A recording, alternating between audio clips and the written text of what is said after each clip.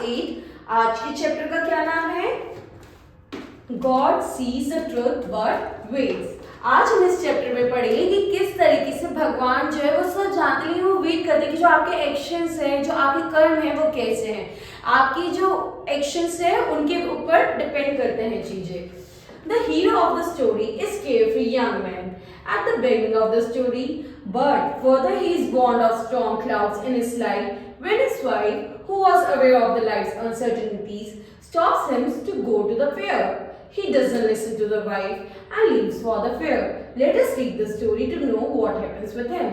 तो बच्चों, आज हम पढ़ेंगे एक स्टोरी के बारे में जिसमें एक आदमी जो है जो अपनी लाइफ बहुत ज़्यादा केयरफ्री जीता है और उसकी जो वाइफ होती है जिसको थोड़ा एहसास होता है कि आगे चलकर क्या हो सकता है, अगर मेरा जो हस्बैंड है वो फेयर में जाएगा उसके साथ कुछ गलत हो सकता है, तो वो अपने हस्बैंड को कहती है कि नहीं आप फेयर में मत जाओ, वहां पे कुछ गलत हो सकता है। बट जो उसका हस्बैंड है वो नहीं सुनता, वो क्या करता है बच्चों, कहता है मैं जाऊंगा और वो जाता भी। तो अब हम इस स्टोरी में पढ़ेंगे कि उसके साथ क्या होता है।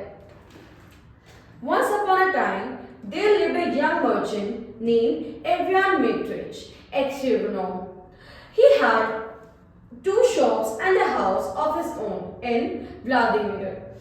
Axelon was a handsome, fair-complexioned, curly-haired fellow, full of fun and was very fond of singing. एक बार की बात है, एक आदमी जो कि मर्चेंट था जिसका नाम था एवियन डेमरिच एक्सेवॉन, उसका नाम था एवियन डेमरिच एक्सेवॉन, और जो कि जिसके पास 2 शॉप्स थी, कहाँ पर? व्लादिमिर में। ठीक है, जो एक्सेवॉन था वो बहुत ही ज्यादा handsome, fair complexion, intelligent, curly heard fellow और बहुत ही ज्यादा जो उसी तरह सिंगिंग बहुत ज्यादा पसंद थी। One summer, Exxon was going to the Nizi fair, and as he bade a goodbye to his family, his wife said to him, "Evian Dimrich, please do not start today. I have had a bad dream about you." तो वो जो एक्सिमोन है वो जा रहा होता है fair में और वो सभी फैमिली मेंबर्स को अपने बच्चों को बाय कह रहा होता है, लेकिन जो उसकी वाइफ है वो कहती है कि आज मैंने बहुत ही ज्यादा बुरा सपना देखा, प्लीज तुम आज मत जाओ कहीं। Eximon laughed and said, "You are afraid that when I get to the fair, I shall go to on a spree." तो वो उसका मजाक उड़ाने लगता है और वो कहता है कि मैं कहीं भाग जाऊंगा, खो जाऊंगा, तो मैं ऐसा लगता है मैं छोटा बच्चा हूँ। His wife replied, "I do not know what I am afraid of. All I know is that I had a bad dream. I dreamed you returned from the town, and when you took off your cap, I saw that your hair was quite grey." तो वो सब कहती है कि मुझे ये सब नहीं पता कि क्या हुआ क्या नहीं, बस मुझे इतना पता है मैंने बहुत ज्यादा बुरा सपना देखा और मैंने सपने में देखा ये जो हैट तुमने पहन रखी है, जो तुम्हारे इतने सुंदर बाल हैं, एकदम से सब ग्रे हो जाते हैं। मेरा सपना बहुत बुरा था। Axon laughed. "That's a lucky sign," said he. "See, if I don't sell out all my goods and bring you some presents from the fair." तो वो उससे कहता है कि अरे नहीं ये तो बहुत लकी चीज है जो तुमने देखी, अब देखो मैं ये सामान बेचूंगा जो मैं प्रोडक्ट्स लेकर आया हूँ और मैं तुम्हारे लिए बहुत सुंदर सुंदर गिफ्ट्स लेकर आऊंगा। So he said goodbye to his family and drove away. On the way, he met a merchant whom he knew, and they put up the same inn for the night. They had a some tea together and then went to bed and adjoining rooms. तो बच्चों आगे क्या हुआ, इस इंसान ने अपनी family को बाएगा। अब आगे चलते चलते इसे एक मर्चेंट दिखता है जिसको वो जानता है, तो ये लोग साथ में बैठते हैं, गप्पे मारते हैं, चाय पीते हैं, नाश्ता करते हैं और वापस जो एक एडजॉइनिंग रूम्स होते हैं जिसमें दोनों एक साथ रहते हैं वहां पर सो जाते हैं। It was not Exion's habit to sleep late and wishing to travel while it was still cool. He observed his driver before dawn and told him to put in the horses. तो जो एक्सिमोन था उसको जल्दी सोने की आदत नहीं थी, तो उसकी इच्छा थी अब जब तक ठंडा है मौसम क्यों ना और ट्रैवल किया जाए। तो वो अपने ड्राइवर को बोलता है कि he told him to put in the horses, कि चलो तैयार हो जाओ चलते हैं।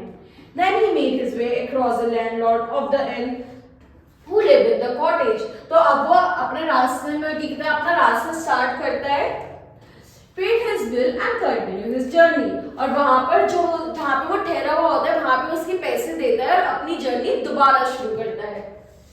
When he had gone about 25 miles, he stopped for the horses to feed Axion rested a while in the passage of the inn. Then he stepped out into the porch and, ordering a somewhere to be heated, got out his guitar and began to play.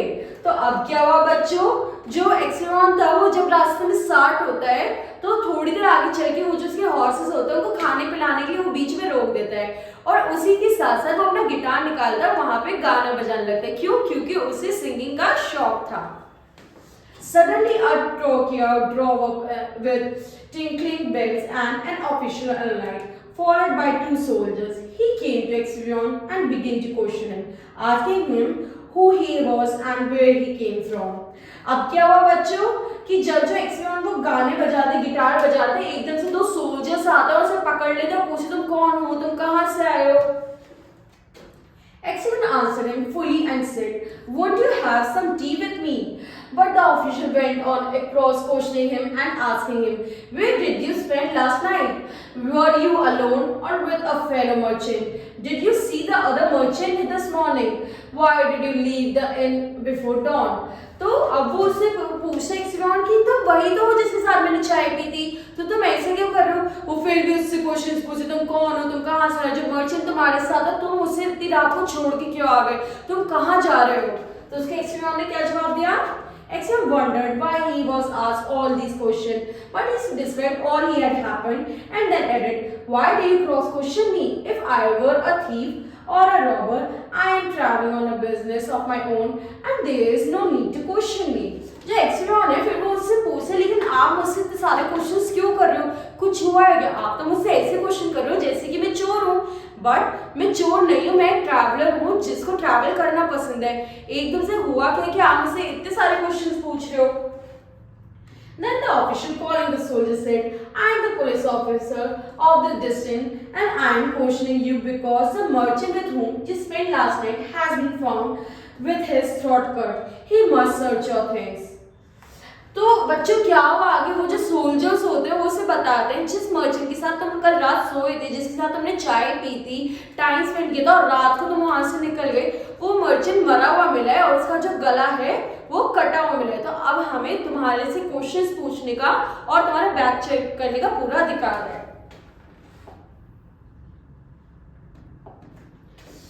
They entered the house. The soldier and the police officer unstrapped Axion's luggage and searched it. Suddenly, the officer drew a knife out of a bag, crying, "Whose knife is this?"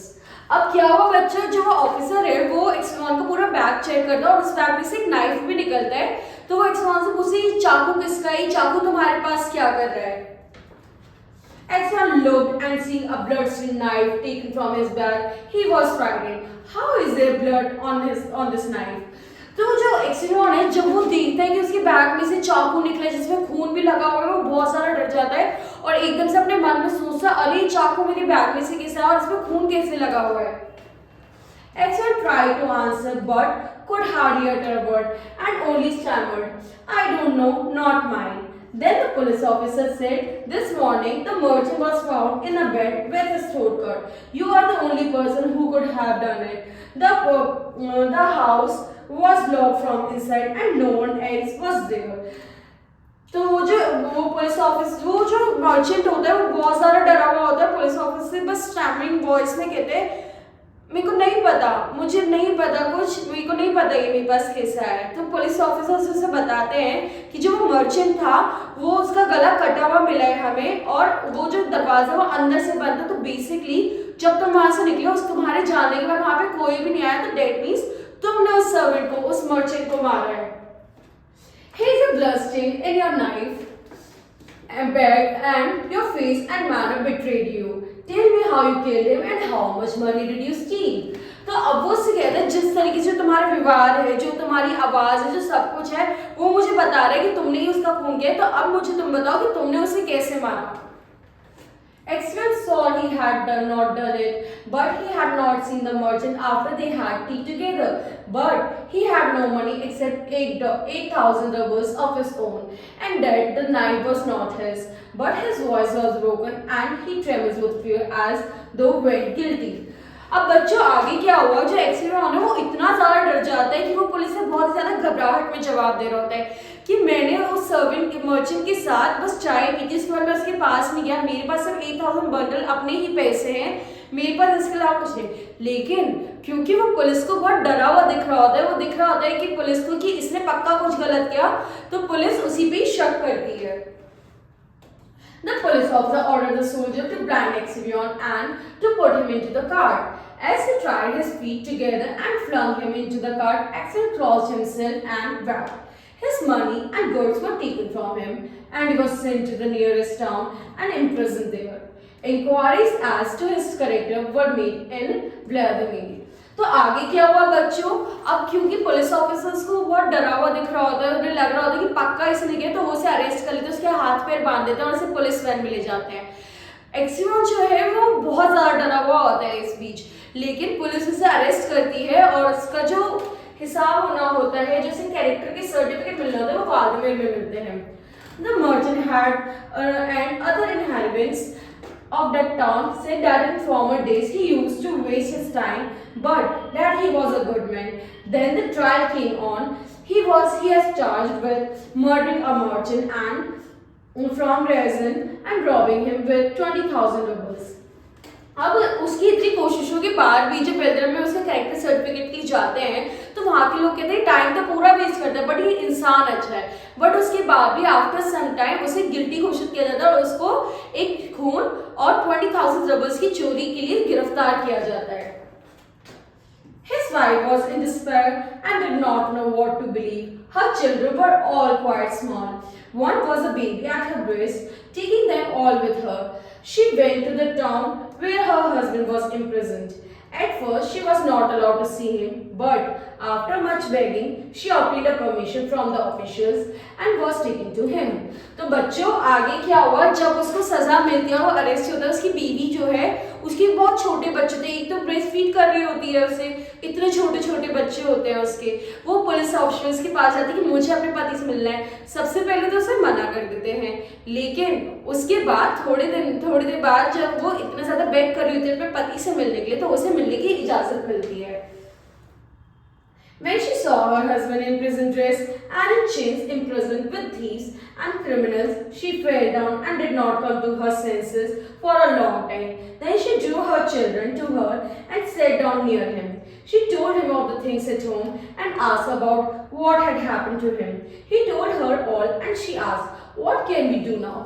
अब आगे क्या हुआ बच्चे, जो उसकी wife है सबसे पहले तो अपने पति को ऐसे क्रिमिनल्स के साथ देखकर, ऐसे जेल के कपड़ों में देखकर बहुत ज़्यादा शॉक हो जाते हैं, बहुत देर तक सेंसेस में नहीं आती, बट फिर वो अपने बच्चों को संभालती है, उससे पूछती है आखिर ऐसा क्या हुआ था। वो पहले तो ये बताती मेरे घर पे सब, हमारे घर पे सब सही है, फिर वो उससे पूछे क्या हुआ था, तो उसका जो हस्बैंड होता है वो सारी से स्टोरी बताता है कि किस तरीके से उसने एक मर्चेंट के साथ चाय पी, अगले दिन वो घूमने के लिए निकल गए, लेकिन जो पुलिस ऑफिसर्स हैं उन्हें लगा मैंने उस मर्चेंट का मर्डर किया, इसलिए उन्होंने मुझे पकड़ लिया।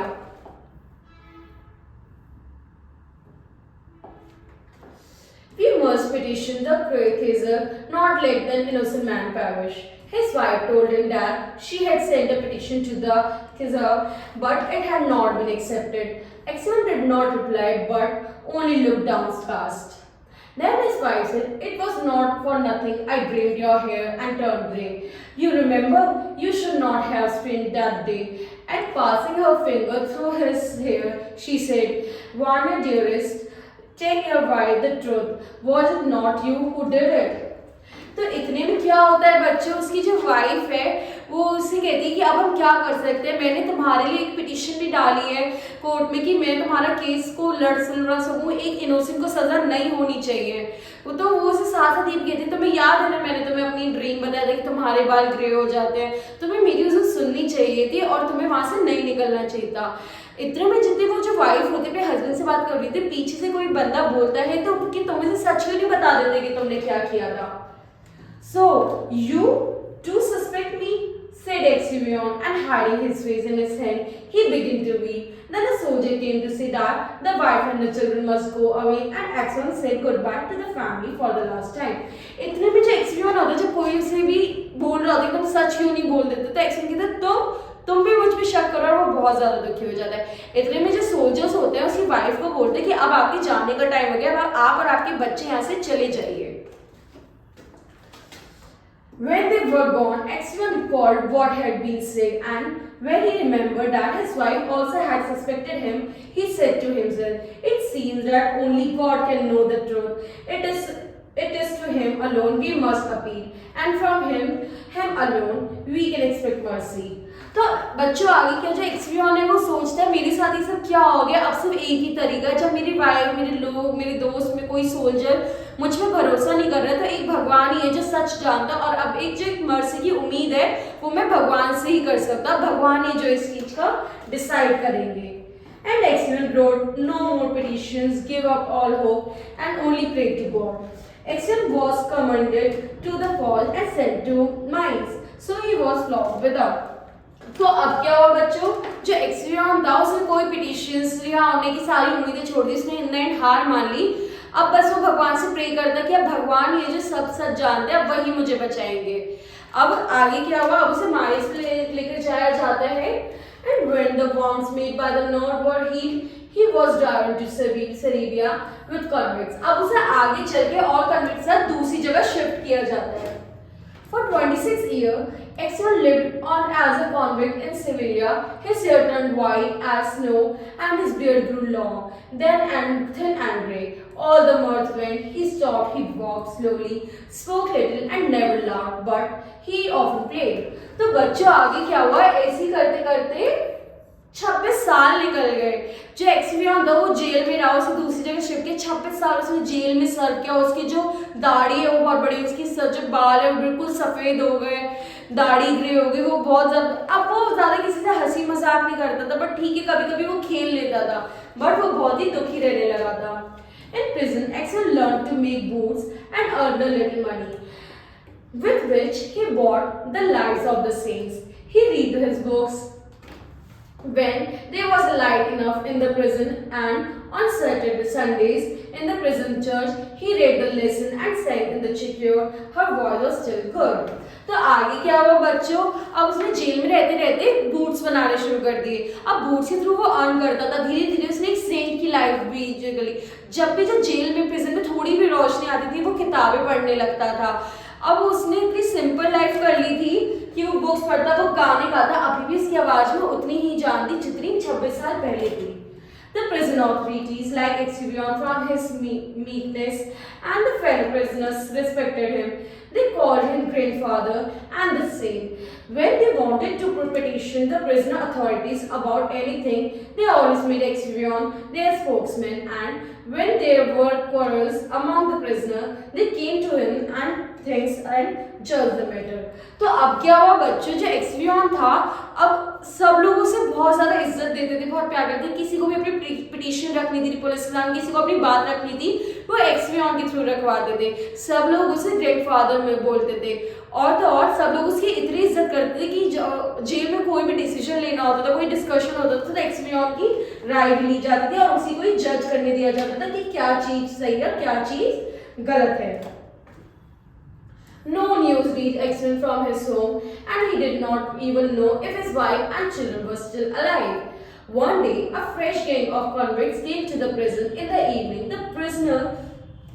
The old prisoner collected round the new ones and asked them what towns or villages they came from and what they were sentenced for. Among the rest, X1 sat down near the newcomers and listened with downcast air and what was said. तो अब आगे क्या हुआ बच्चों, जो एक्सवियन था उसे नहीं पता था कि उसकी जो वाइफ और बच्चे हैं वो आज भी जिंदा है या नहीं, बट कुछ टाइम बाद बहुत सारे और कन्विक्ट्स हैं, न्यू कमर्स हैं, तो एक्सवियन वहाँ पे बैठता और उनसे पूछता उन्होंने क्या क्या किस वजह से है, और बहुत ध्यान से उनकी सारी बात सुनता और उस हिसाब से जवाब देता। One of the new convicts, a small strong man of 60 with a closely cropped grey beard, was telling the others what he had been arrested for. एक बार की बात है, 60 साल का जो आदमी था जिसके ग्रे बियर्ड थे, वो सबको बता रहा होता था कि वो किस चीज के लिए एक्यूज्ड हुआ है। Well, friends, he said, I only took a horse that was tied to a sledge and I was arrested and accused of stealing. I said I had only taken it to get to home quicker and had them let it go.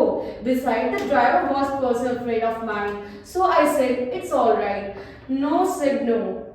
No, you stole it. तो वो जो आदमी वो बता रहा होता है कि एक बार की बात है कि वो घूमने गया होता है, उसने क्या कहते हैं वो एक जगह रोककर सिर्फ गाना ही गा रहा होता है, आराम से बैठा था, हॉर्स राइड कर रहा होता है।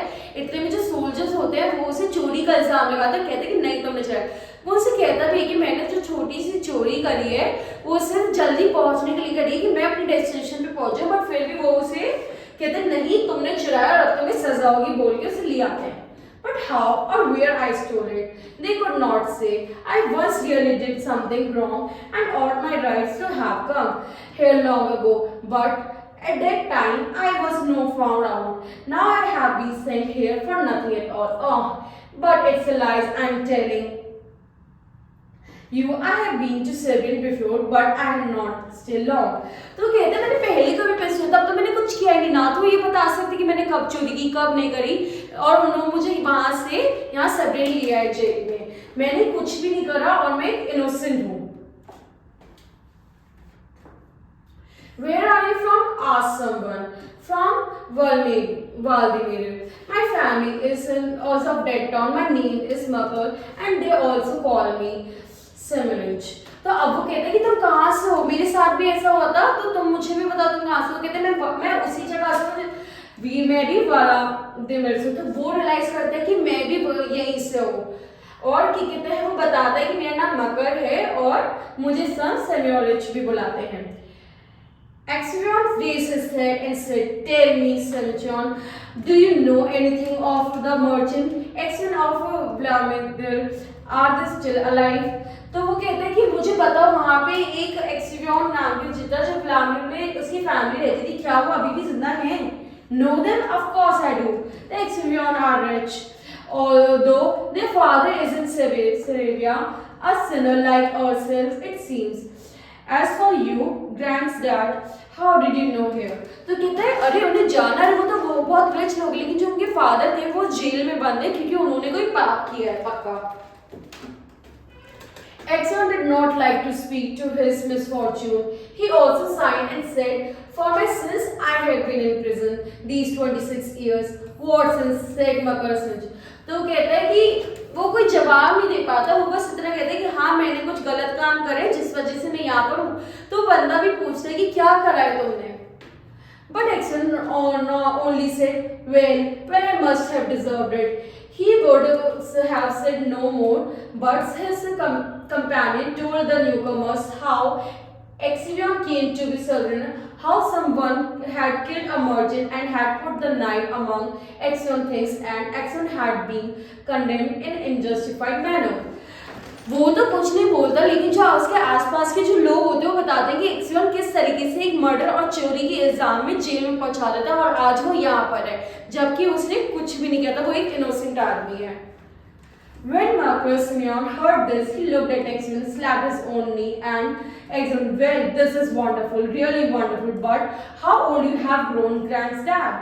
तो उसने कहता, अरे ये तो बहुत अच्छी बात है, और लेकिन तुम इतने बुजुर्ग हो, तुम कितने साल के कितने हैं, but how old you have grown, कि तुम कितने ज़्यादा बुढ़े हो गए हो। The others asked him,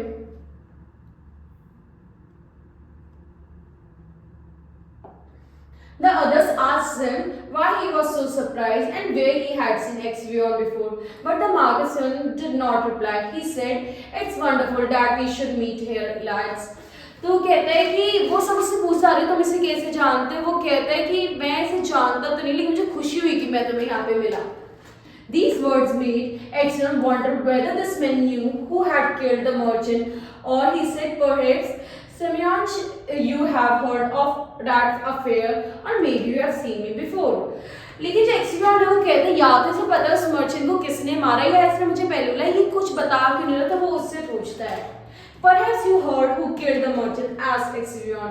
Marcus laughed and replied, "It must have been him in whose bag the knife was found. If someone else hid the knife there, he is not a thief. Still, he is not caught. As the saying is, how could anyone put a knife into your bag while it was under your hat? It would surely have woke you up." तो वो जो आदमी, जब वो एक्सवियन जो उस आदमी से पूछे कि तुम्हें कैसे पता ये सब और कि तुम पक्का जानते हो, तो वो कहता है कि मुझे एक बात बताओ, अगर तुमने किसी को नहीं मारा तो कौन ऐसा आदमी जो नाइफ तुम्हारे बैग में डालेगा, जो तुम पे चोरी का इल्जाम लगाएगा? कोई तुम्हारा आसपास का इंसान होगा। When Axon heard these words, he felt sure this was the man who had killed the merchant. He rose and went away. All that night, Axon lay awake. He felt terribly unhappy, and all sort of images rose in his mind. There was an image of his wife as she went. He parted other from her to go to the fair. अब जो एक्सरियन है वो कहते हैं कि पक्का इसी ने मारा है इसको, और वो चला जाता है वहां से। वो बहुत ही ज्यादा पूरी रात दुखी रहता है और ये सोचता रहता है, वो अपनी लास्ट मीटिंग अपनी वाइफ के साथ इमेजिन करता है कि उसकी वाइफ ने कैसे उसे फेयर में जाने से रोका था और क्या बोला था।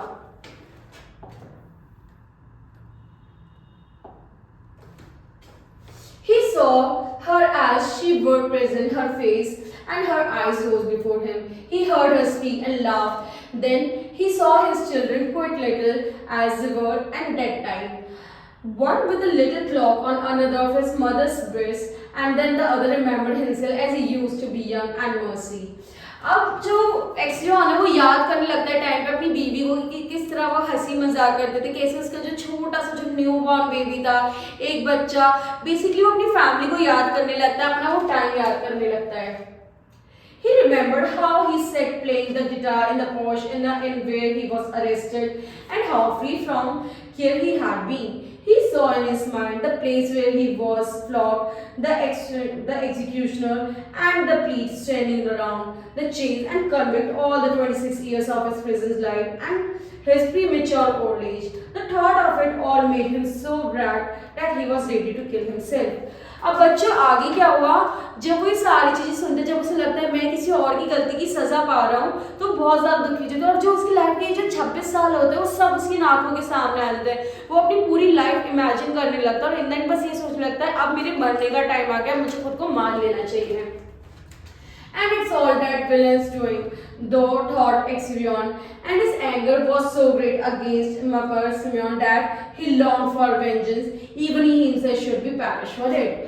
अब उसे उस चीज से इतना ज्यादा गुस्सा आ जाता है कि वो कहता है या तो मैं खुद को मार लूंगा या फिर मैं इसको मार दूंगा और मुझे जो सजा मिलेगी मिल जाएगी। He kept repeating prayers all night, but could not get any peace. During the day, he did not get near Makarsan, not even looked at him. A fortnight passed this way. Exvion could not sleep at night and was so miserable that he did not know what to do. अब वो पूरी रात बस यही सोच रहे थे कि मेरे साथ क्या हुआ क्या नहीं हुआ, मेरे को ये साथ कितना गलत हुआ। तो वो जो दूसरा कैदी आता है वो उसके पास बिल्कुल भी नहीं जाता है, पर उसे पूरी रात नींद नहीं आती और यही सोच रहे थे कि उसकी लाइफ में क्या हुआ और क्यों हुआ। One night, as he was walking about the prison, he noted that some earth had been keeping rolling out from under one of the shelves on which the prisoners slept. He stopped to see what it was. Suddenly, Makasina crept out from under the shelf and looked up at Exvion with a frightened face.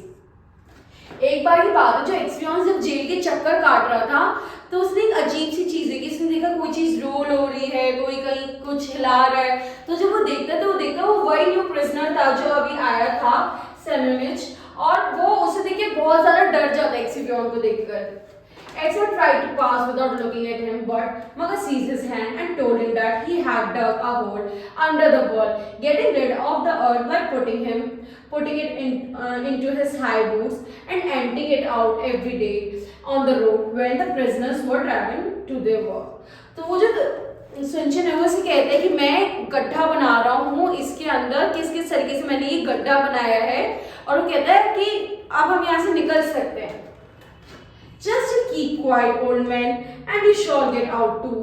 If you blab, they will flog the life out of me, but I will kill you first. वो कहता तुम्हें जो करना है करो, तुम यहाँ से जाओ, कुछ भी करो, लेकिन अगर तुमने मुझे परेशान किया तो मैं तुम्हें खुद ही मार दूंगा। Exvion trembled with anger as he looked at his enemy. He drew his hand away, saying, I have no wish to escape, and you have no need to kill me. You killed me long ago. As to telling of you, I may do so, not as God shall direct. तो वो उससे कहता है कि कहते हैं कि तुम्हें मुझे मारने की कोई जरूरत नहीं है, तुमने मुझे आज ही, तुमने मुझे बहुत साल पहले मार दिया, अब जो होगा वो भगवान के ऊपर है, भगवान ही इसका निवारण करेंगे। Next day, when the convicts were led out to work, the convict soldier noticed that one or other of the prisoners emptied some earth out of his boots. The prisoner was searched and the funeral was found. The governor came and questioned all the prisoners to find out who had dug the hole. They all denied any knowledge of it, but those who knew would not betray the martyr, knowing he would be flogged and almost to death. At first, as the government turned to Exeon, whom he knew to be just a man, and said, "You are the truthful old man. Tell me before God who dug the hole." अब क्या हुआ बच्चों आगे, जो वो आदमी था जो न्यू प्रिजनर आया था उसने होल बनाया, वो वहां से भाग भी गया। उसने एक्सवियन से पूछा था तुम्हें सब भागो, तो एक्सवियन ने मना कर दिया कि अब सब भगवान के भरोसे है। अगले दिन जब वो बंदा भाग गया तो सारे जो सोल्जर्स उन्हें पता चल गया कि किसी ने गड्ढा बनाया हुआ है, कोई यहाँ से भागा है, कोई एक बंदा मिसिंग है। सबसे पूछे, जिसको पता भी था वो उसे बिट्री नहीं करना चाहते थे मकार को, तो कोई कुछ नहीं बताता। बट वो जो प्रिजनर है वो एक्सवियन से पूछ रहे कि तुम रब के बंदे हो, तुम सच बोलोगे तो भगवान के आगे सच बोलो कि वो ये होल किसने बनाया। मकर stood as he were quite unconcerned, looking at the governor and not so much as glancing at Exeon. Exeon's lips and hands trembled, and for a long time he could not utter a word. He thought, why should I sting him who ruined my life? Let him pay for what he had suffered. But if I tell, they will probably flog the life out of him, and maybe I suspect him wrongly. And after all, what good would I be to be him? तो अब क्या हुआ, उसके दिमाग में तो आता है कि मैं बता देता हूँ कि किसने गड्ढा, बट उसके दिमाग चला क्या पता मैंने ही गलत जजमेंट की हो, क्या पता उस बंदे ने ना मारा हो उसे, और अगर उस बंदे ने नहीं मारा होगा तो मैं गलत जजमेंट करूंगा। और इवन दो अगर मैंने इन्हें बता भी दिया कि गड्ढा उसने खोदा है और वो यहाँ से भाग रहा है, तो इसमें मेरा क्या फायदा होगा और किसी का क्या नुकसान होगा।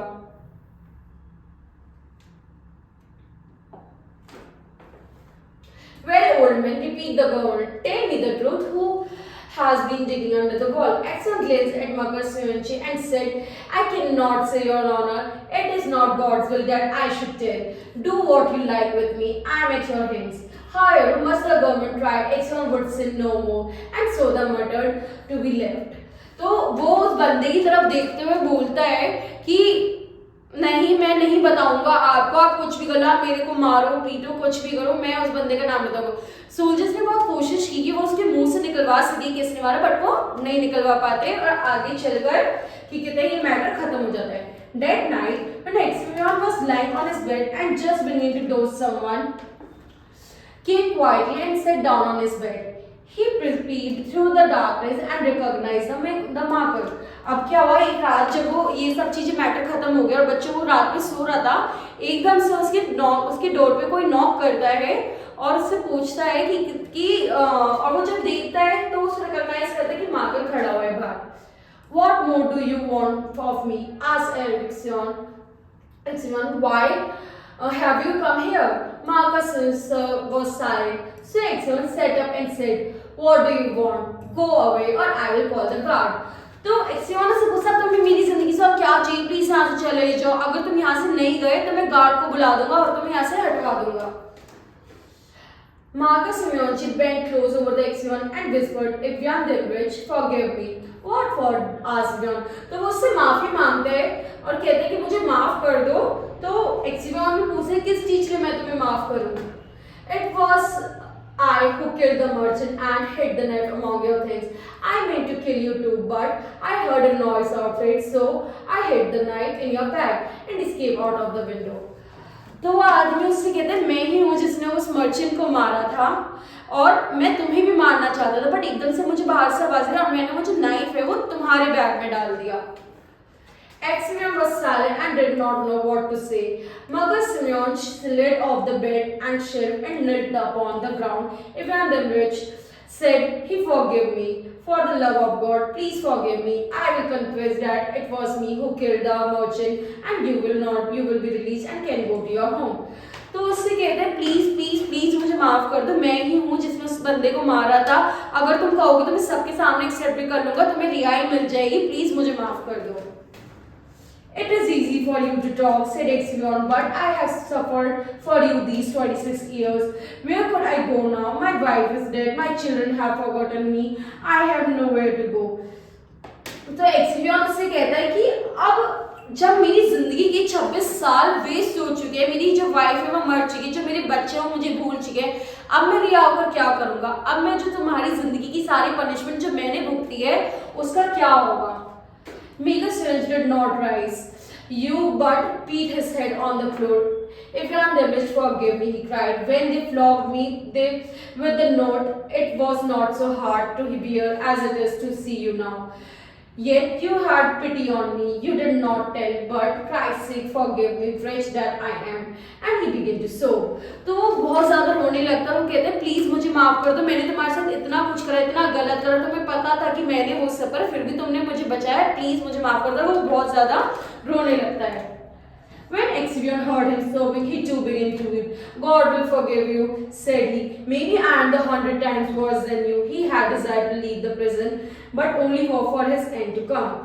तो अब वो कहता है कि भगवान ने जो भी मेरे साथ किया, मेरी गलतियों की सजा दी होगी, मैं तुम्हें माफ करता हूँ, जो होगा भगवान के भरोसे है ये सब। और वो ऐसे करके कि कितने उसकी आशा उस पर खत्म हो जाती है। In spite of what Exvion had said, Marcus Fench confessed his guilt, but when the order was his release came, Exvion was already dead.